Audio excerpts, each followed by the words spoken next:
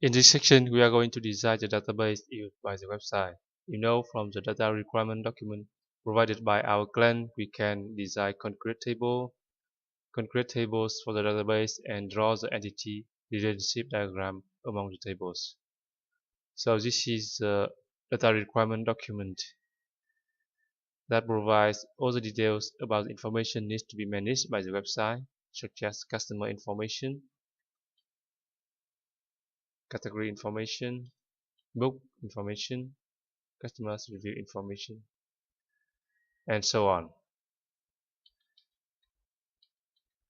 You can always view this document provided in this course.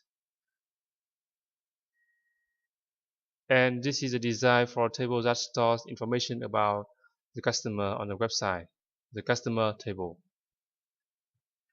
As you can see, there are 10